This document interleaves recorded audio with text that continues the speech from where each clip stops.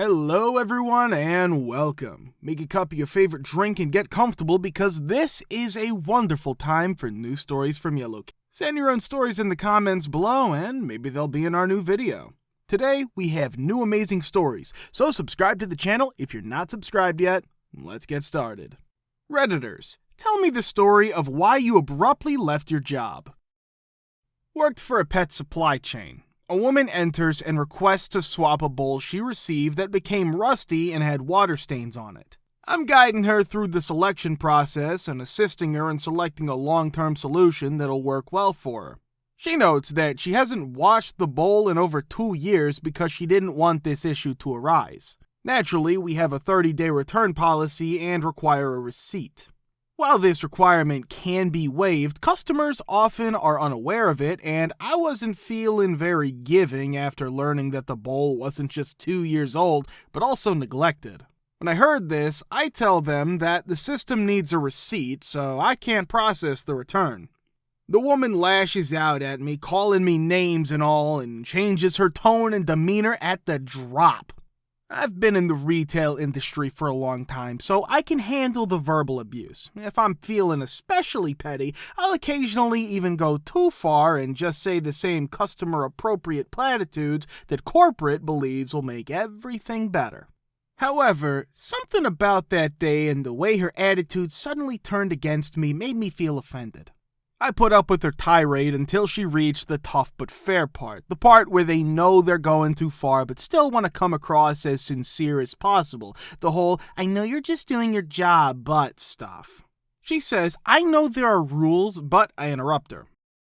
I tell her that if she knows there are rules, she should know why I'm not allowed to break them. She must realize that I did not establish the guidelines, that I'm not responsible for handling her merchandise after it leaves the store, and that I am not responsible for maintaining it.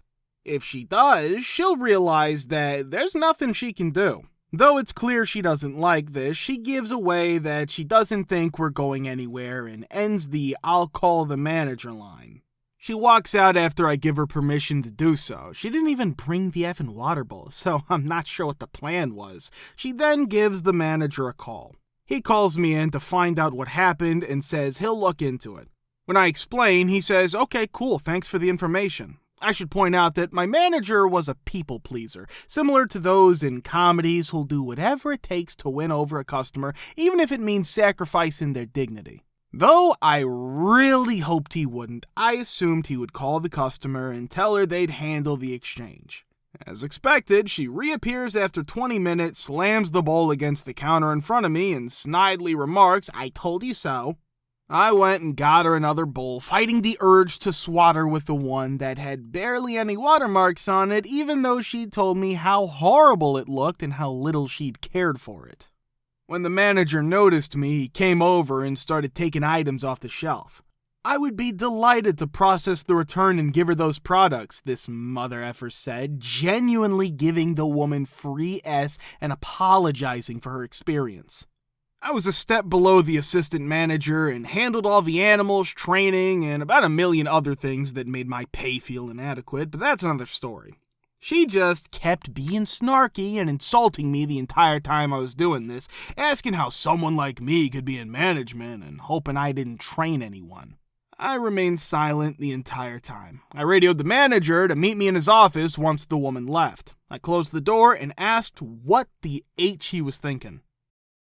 I had explained that the product was well outside the return policy, the customer was abusive and unpleasant, and I was perplexed as to why he had not only rewarded that behavior, but also made me specifically call her. Even though she acknowledged that she didn't care for the product and that he gave her whatever she wanted, he said that I should have made things right for the customer, even though this is something that people have gotten into trouble for in the past. I called her attention to this, telling her that I would be D'd if I gave in to her demands and D'd if I refused. I should not be punished for adhering to the rules, and especially not after receiving a verbal reprimand from a customer who doesn't like the response. "We have to act in the best interest of the customer," the manager said. At that moment, I recalled thinking to myself, "Really? You're gonna put up with this forever?" That concluded things. I told him he was a moron and left mid-shift shaking my head, taking off my radio and keys, and taking off my uniform, which was just a shirt with my t-shirt on underneath. Ooh, I love it when I can answer these. Alright, so my first job was at The Fish Place, a restaurant when I was 17. Excellent staff and food, terrible management, you get the picture.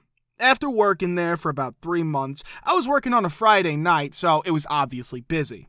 I was in charge of the front with a new girl, the boss, and about 4 cooks running the kitchen. Extremely understaffed, especially since I was in charge of the drive-thru. The boss wasn't useful, so I'm not counting him. There were really only about 1.5 persons working at the front. Nevertheless, the boss ultimately made the decision to assist us and take over the drive-thru for me in the confusion of being busy in both the front and the drive-thru. But after a few commands, he returns the headset to me and leaves to smoke. Not long after, a furious couple arrived to complain that their order was incorrect. It turned out that the order had simply been rung up incorrectly, which put the boss at fault rather than just a mistake in the kitchen. Once the problem was resolved, he summoned all of his employees for that evening into the kitchen and gave us a hard time. He called me an effing idiot in front of the staff, emphasizing that I was effing up an order so simple. He said it loudly enough that I'm pretty sure some customers heard. 2 of his cooks left right away, and the girl who was working the front with me also left. I was initially prepared to put up with this abuse and move on with my life because I simply assumed that was what working for a boss would be like. However, after I calmed down a little, I noticed my boss ringing up an order as I was making my way back to the front, and he instructed me to go check on the tables. F you, man. I hope you can do this S on your own, I said, staring him in the eyes. After that, I left after tossing my head on the counter. The Fish Place's owner was replaced by someone who had to be at least somewhat decent after the establishment was taken over by another Cajun restaurant chain approximately 6 months later. The new establishment operated for about 6 years before closing. The location was reopened as a Chipotle about 4 months ago. Worked at an LA fitness gym in college. One of the more difficult certifications to obtain for personal training is NASM, which is essentially a 6-month PT course rather than a 1-month BS cert that most people with that certification work at local gyms. When I started the job, I was informed that my pay would be hourly plus commission for sales and bonuses for completing more training and client work than usual. Said, well, I'm an excellent salesman. After 5 months, I'm earning a respectable salary and managing 6 other PTs as the head of the department. GM enters the room. He's a typical 5'1" man with Napoleon syndrome, dressed in a suit and Gucci shoes, and he pulls up Bentley. Has a staff meeting called. Indicates that this club has some of the highest memberships and PT sales in the area. Every month, I sold about $30,000 worth of PT packages. We took an 8% commission. The general manager told us during the meeting that commission would be removed because the club's employees were earning too much money from commission and that this is a job, not a career. In exchange, our base pay would increase by $1 from $12 to $13 per hour in order to compensate for the loss of commission, which was essentially our actual income rather than the hourly wage. Along with the membership service manager and every other PT and membership seller, I left the meeting. Lack of staff meant the club had to close for more than a month. Reopened again and stayed open for about a year before the GM was sued by LA Fitness HQ. Commission was never actually taken away, nor was a corporate move. The GM had wasted a lot of money and was in personal debt and decided to take his 4 clubs worth of workers' commissions out of their pocket into his. Club closed down and is now a Whole Foods. Which tale about insane homeowners associations do you have? When I finally got my first real job, I went out and purchased a home in a pleasant neighborhood. Although it was enjoyable, everyone there was much older than I am. The deadline had been established, and I was instructed to submit my application to the HOA by going to the clubhouse. It was recommended to me by the lady who was in charge of it that I postpone my closing until I receive approval from the HOA. She stated that there was a requirement for a certain amount of income in addition to a number of other restrictive things. I was eventually accepted, albeit with some reluctance, despite the fact that it was obvious that they did not want me to be there. They made numerous requests for additional documents and things in an attempt to find a reason to reject me. That was the first of a long series of encounters with the HOA. They did not issue my clubhouse/pool pass for a period of 6 months, and when I attempted to swim there, the same lady told the pool attendant to kick me out because she was aware that I did not yet have a pass. Despite the fact that I had a second car that I was not driving, I had not yet applied the new registration sticker to the vehicle. Due to the fact that it was stored in my garage and I was not driving it, I didn't consider it a priority. One day, however, I forgot to close the door to my garage, and they ended up having my vehicle towed out of my garage. The sticker read 12/1, December 2012, but it was still December. This is the most bizarre thing that could have happened. But the actual date, which was December 6th, 2001, is printed on the sticker in very small print. My vehicle was towed on a day that was approximately December 11th. Consequently, someone walked up to my driveway in order to get a very close look at my sticker and the date that it was printed on. Even though I had the sticker, I hadn't yet applied it to my body. I had my vehicle towed to an impound lot on a Friday around 5 o'clock, and they closed their doors at 7 o'clock. Because of this, I had to wait until they opened on Monday in order to receive the vehicle. After that, I was required to pay the tow fee as well as a daily storage fee for each day of the weekend, despite the fact that they were never open. According to the regulation, the length of the grass could not exceed 4 inches. Multiple times when I returned home from work, I would find that my grass had been mowed, and they would send me a bill for $75, stating that my grass was longer than 4 inches. Furthermore, because they wanted to irritate me and force me to relocate, they would take note of the fact that my grass was 4.2 inches tall. Due to the fact that it would already be mowed, I was unable to verify. When I was leaving for work one morning, I noticed that the grass cutting guy, a third party, was walking around mowing the grass.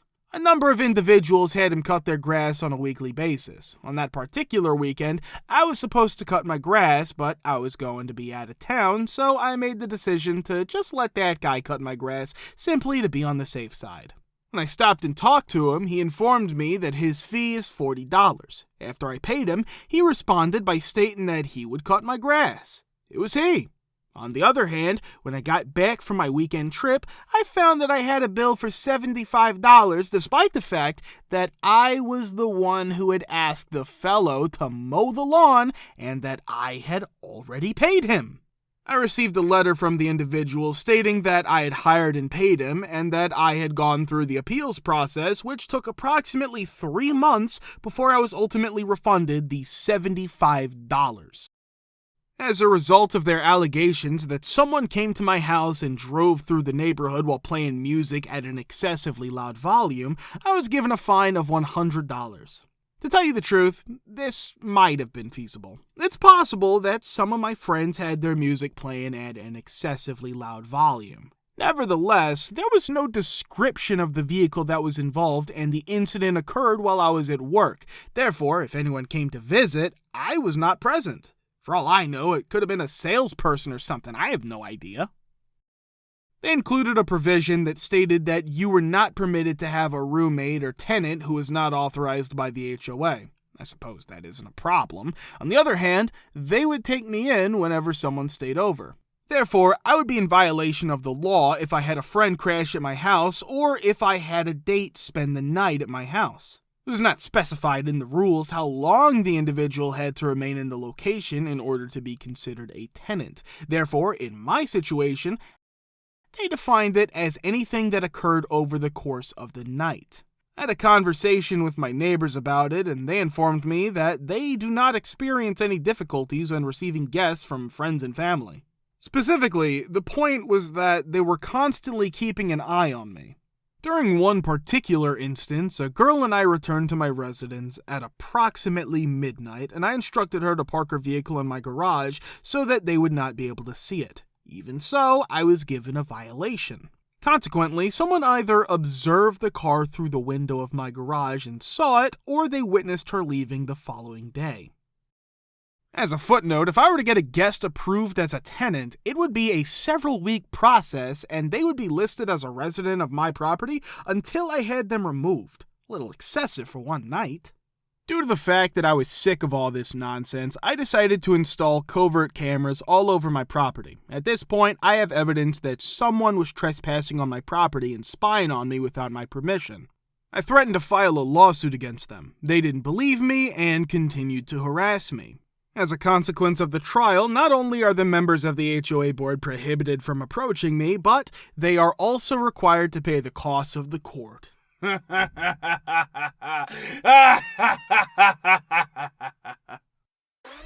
Guys, thank you for all the support and likes. Subscribe to the channel if you're not subscribed yet. See you next time.